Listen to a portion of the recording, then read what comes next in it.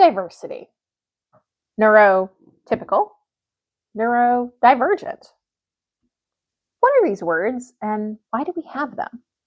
Well, it all started with Judy Singer, a sociologist from Australia, who came up with the term neurodiversity to help promote equality and inclusion of neurological minorities. Well, what does that mean? Neurodiversity is just a term that describes the variances of normal differences in the human brain and sociological traits. In other words, we process the world a little bit differently and then we respond to it differently.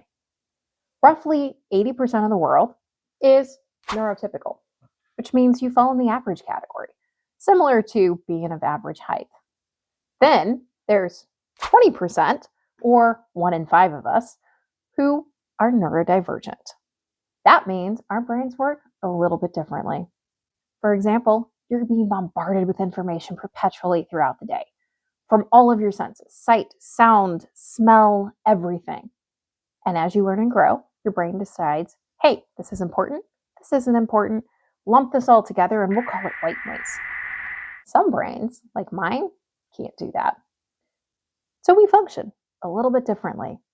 Now, the divergence in our brains means that we are different even amongst each other. So while I have what's called a co-occurring diagnosis, which means I have more than one thing that falls under a neurodivergent brain, it doesn't mean that I match anybody else.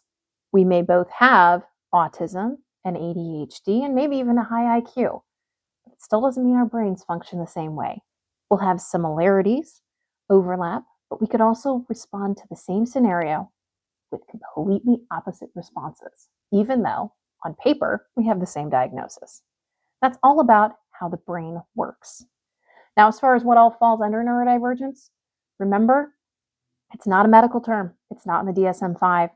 It's a sociology term designed to promote equity and inclusion, to learn about respect, that we think differently, how that's interpreted in the world, and how all parties have a responsibility, whether you're the neurodivergent individual or the neurotypical. Understanding that we work differently and working to bridge that gap of communication is important.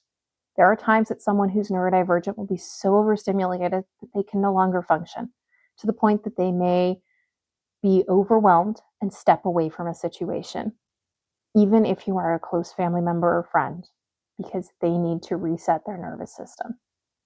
They're not being rude. They're resetting.